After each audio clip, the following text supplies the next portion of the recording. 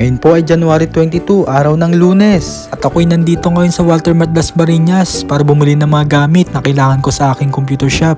Kagaya nitong vacuum cleaner at kung ano pang anik-anik na panlinis sa aking com shop. At nilagay ko nga muna sa sasakyan ang aking mga pinamili. At ako'y babalik pa sa loob dahil may mga bibilin pa kami.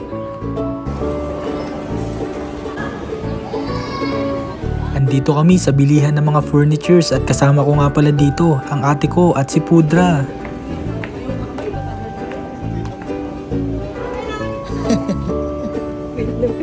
Yung kulay gray na version lang sana ng sofa bed na ito ang bibilin ko. Pero dahil nagustuhan ni Pudra yung upuan na hinuupuan niya kanina, ay sinama ko na rin bilhin. Natapos na nga namin bayaran ang aming mga pinamili at bukas daw i-deliver sa amin ang mga iyon. Masarap lang sa pakiramdam na kahit papano nakakabili ka na ng mga bagay na magustuhan ng magulang mo. Kung dati sila ang panaybigay sa akin, ngayon ako naman ang nagbibigay sa kanila.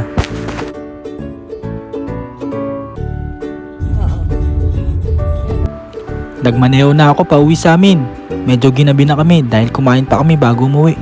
At binila na din namin ng takeout na pagkain ng mga tao sa bahay namin. Closing time na ng mga oras na ito. At eto ang itsura ng computer shop namin. Inaayos kasi namin ang pagkakabit ng sahig nito.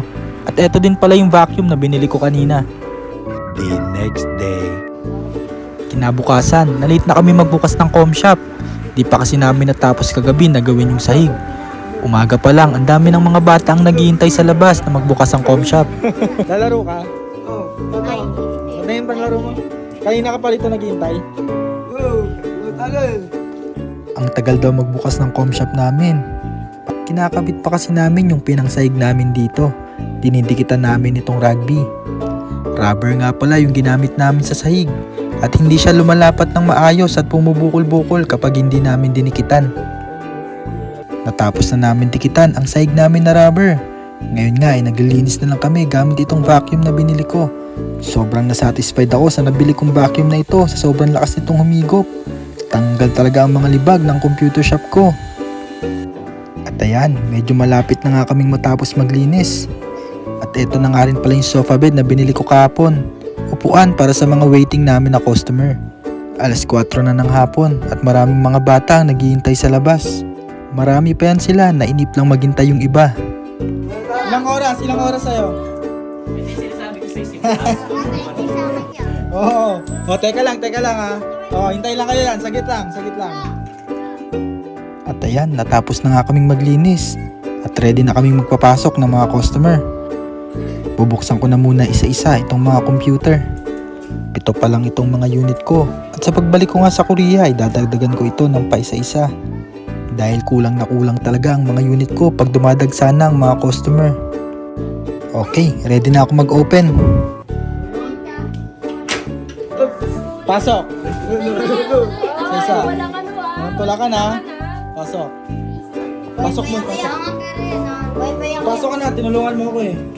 Ay! Matulungin. Wifi ako yan. Wifi ka. Teka lang. Sa'yo. Sa busy ko ito. 5 piso. 20. O yan na yun. At ayan, sa wakas, nakapaglaro na nga din sila. 4:30 na ng hapon nung makapagbukas kami nung araw na ito. Gumagawa nga din po pala yung ate ko ng mga ganito, chocolate or money bouquet. Mag-message lang po kayo sa akin sa mga gusto magpagawa. Pwede nyo itong pangregalo sa inyong mga minamahal sa February 14. Pwede nga din po pala magpaluto ng pansit canton dito sa aking com shop. Isa ito sa mga sideline ko dito bukod sa computer rentals. At medyo mabenta nga ito dito. Silip muna tayo sa mga naglalaro habang niluluto ko yung pansit canton. Dito sa side na to yung mga naglalaro sa computer. At sa side naman na to ang mga nag-wifi hotspot. Ginawa ko ang diskarte na ito para ma-maximize ko pa rin ang kita kahit na hindi pa puno ng computer ang pwesto ko.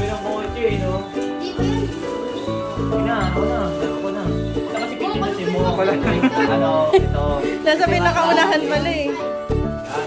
Umorder din ng pansit canton ang mga batang nagwa-wifi dito.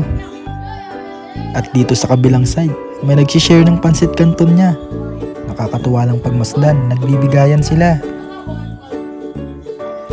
Trabaho ko lang talagang i-minimize yung kulit ng mga batang makukulit para hindi sila makadisturbo sa iba at maging komportable ang kanilang paglalaro. Late na kami nagbukas nung araw na ito. Ganun pa man ay nagkaroon pa rin kami ng magandang sales. Dahil mula nung mga oras na yan ay hindi na nabakante ang aking computer shop. Hanggang dito na lang muna, hanggang sa muli!